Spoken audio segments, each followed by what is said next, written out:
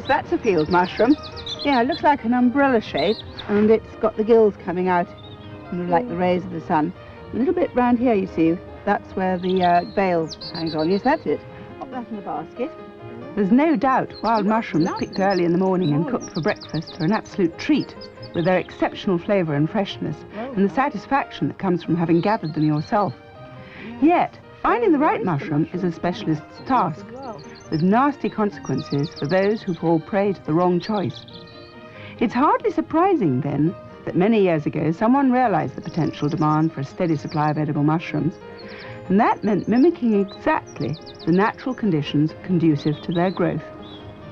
This is a field mushroom, direct relative of the white mushroom we know so well from the supermarket shelves.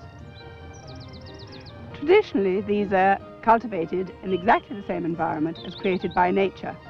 Sold shortly after picking, they are absolutely delicious. And what's more, you can be 100% certain they're edible. So why not do what we do and buy them fresh off the shelves? These mushrooms are all the same, called Agaricus bisporus. The grades, from the little buttons like that, to the closed cup, which are often so loose because they're a very useful size and can be used for many things. And finally, the opens.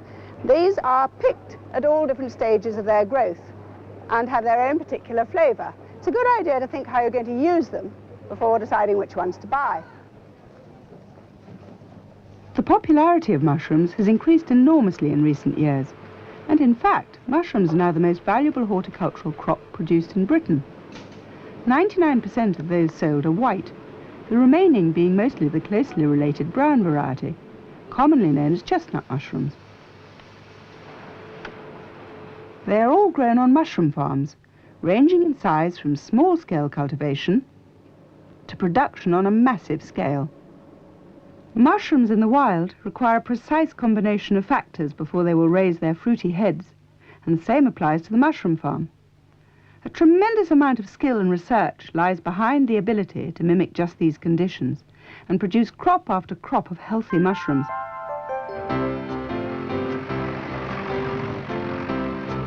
It all begins right here on the farm. Have you ever noticed how often mushrooms grow in the fields where horses have grazed? That's because they love a bed of compost in which to develop. Many mushroom growers prepare their own compost, mixing straw with fresh animal manure, usually straight from the stable. This farm is larger than most, and it uses 1,000 tons of compost every single week. The mixture of manure and straw is moistened and then turned regularly for 2 to 3 weeks as it develops into a rich compost. It's pasteurized for a further week to produce a growing environment for the mushrooms that is sterile, yet entirely natural, and indeed sweet-smelling. Specially cultivated mushroom spawn is scattered throughout and left in the dark for the mycelium to colonize. A moist layer of fresh peat and chalk is then placed on top of the compost to provide the perfect conditions for the mushrooms to develop. The compost is placed either in large bags or in wooden trays stacked one upon the other, or more recently in long shelves. A little over a week later, the first white pinheads begin to appear, and soon they're large enough to begin cropping as button mushrooms. The speed with which they continue developing into closed and open cups is phenomenal, as they double in size every 24 hours. This makes it vital that they are skillfully picked at exactly the right moment. The production of mushrooms is an ongoing process, with each single crop of mushrooms from a shed this size producing something like 20,000 pounds in weight of mushrooms. Mushrooms are packed according to their grade and weight, taking great care not to bruise or damage them. Most farms supply the wholesale vegetable markets each evening for distribution to greengrocers, or deliver direct to their local shops, pubs and restaurants. Other farms package mushrooms into boxes or punnets for all the major supermarkets. They're transported direct to where they're needed, ready for a continuous display of fresh, delicious mushrooms. Ready, in fact, for people like us to buy, knowing that they're fresh and tasty and wholly nutritious too.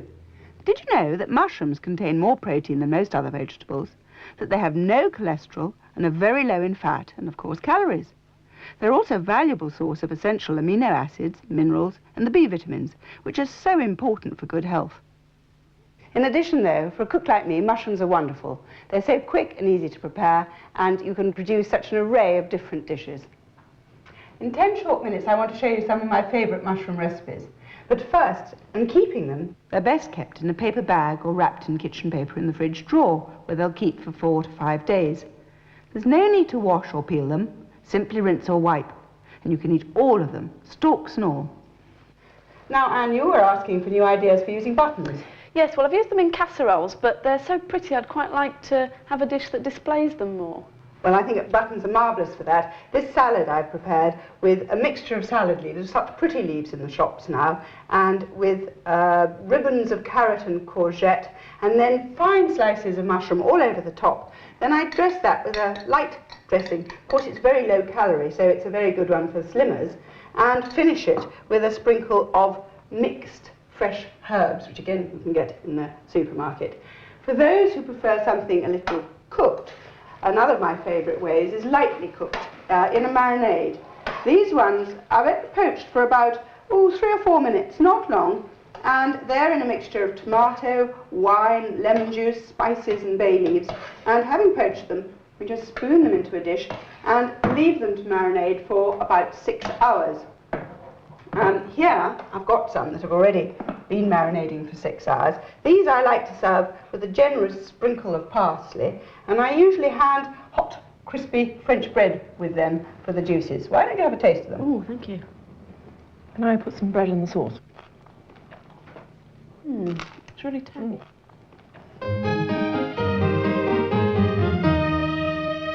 Do mushrooms lose much nutrition with cooking? Mushrooms need very little cooking. They retain all their nutritional value raw or very lightly cooked, which is why I like to use them in a stir fry. In here we have courgettes and red peppers. Firstly, in the wok, you need to get the wok very hot and add the oil in a swirl around the edge. We're going to use little meat in this. I'm using pork, marinated with curry and spices. And if you like, you can pop in a red pepper too if you like it a little bit, with a little bit of zing and zest. The red pepper goes in first when your oil is really smoking hot. And then in goes the meat. It does not need very long. Don't overcook it. Once done, remove the meat. Reheat the wok before we put in the vegetables. We're going to put the spring onions and red peppers in first because they take a little longer to cook. I like to use close-cut mushrooms for this, as they are the best, I think, for stir-frying in this way. Having given the peppers a stir, in go the mushrooms and the courgettes. Keep the whole lot turning and keep stirring and tossing over the heat for about 2 minutes. We want to keep them very crisp, but just let them cook. The sauce for this I'm going to use is a little coconut cream mixed with corn flour and water. Give it a stir and pour that in. Then we just return the meat on top, stir it all together. And you can see what a very, very quick and easy dish this is to prepare, as well as being pretty and nutritious. The mushrooms should still be very crunchy and crisp, lovely texture, and then serve it out. I like to serve this with rice or with some of those Indian breads, the naan or chapati or pita bread. They all are a nice accompaniment to this dish. Microwaving would also be a quick way of cooking mushrooms. Have you ever tried that? Yes, you can. They're very quick and easy. We've got some in the microwave. I think they're probably about ready. Oh, I'll have a look. These ones we cooked with butter and herbs, but you could do it with garlic and oil or in just a little stock, which is very nice. They keep their shape so well and all their natural flavour. And I suppose if they've been cooked in stock, then they'd be very good if you were slimming as well. Very low calorie, but with all the nutrition there, which is so good. They're really tasty. But my boyfriend's a vegetarian. Is there any way you can use mushrooms for main meals? Oh yes, lots of ways. One of my favourite ways is in a pasta dish. And this one I'm going to show you is lots of sliced mushrooms, some onion, parsley, garlic, and it's very quick and easy. And the sauce, now I just put the mushrooms in there and they've turned into a sauce, do you see? Didn't put any liquid at all. Now that goes in, I'm going to use about half of that, and stir that in with the pasta. I've used a green and white tagliatelle for this. Just stir that round. I had a little butter and cream in this pan, and then you can just tip that out and serve it with very freshly grated parmesan. And that's certainly one of my family's very favourite pasta sort of dishes. Well, my family aren't even vegetarians, but I think they'd love that. Oh, mushrooms are marvellous for meat eaters. They soak up the flavour of meat dishes. I use them in stuffings for lamb and chicken and for casseroles, shepherd's pies, steak and kidney pies, things like that.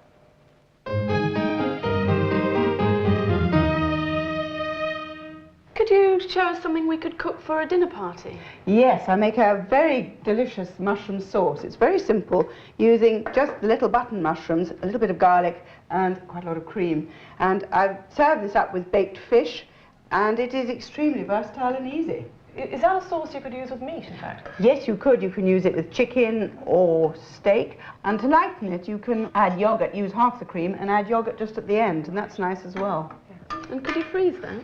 It's a bit creamy for freezing. I freeze other mushroom sauces, but not this special one. But what I do often do is freeze mushroom soup. That's a smooth mushroom soup. Can I try that? Yes. Have a go, see what you think of it.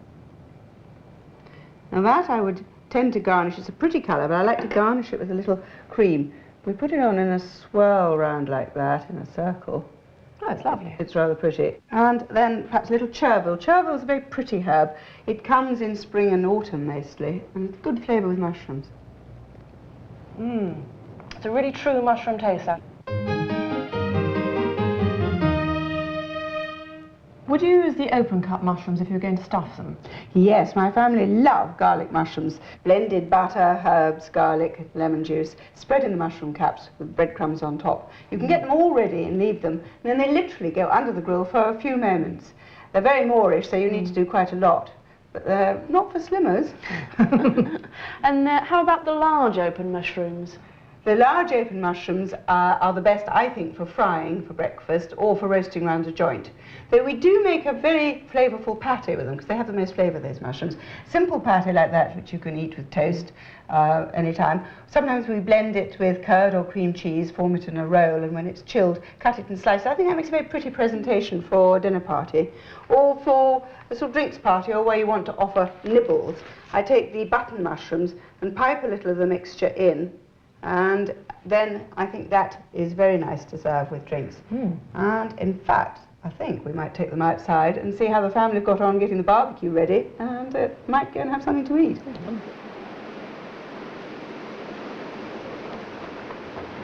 Oh, well done. That looks very good. That looks nice. Yes. Now here we've got the meat kebabs with mixed vegetables and the mushrooms. Mushrooms have been marinated to keep them nice in the cooking. Here we've got the vegetarian ones. They're filled with a cheese filling and cooked on foil so that the cheese doesn't drip out. These ones are filled with a celery, pine nut and apple filling, again vegetarian, and we do those on foil so that they don't drip onto the barbecue. So I think we might go and eat now. Why don't you come and sit down? Over.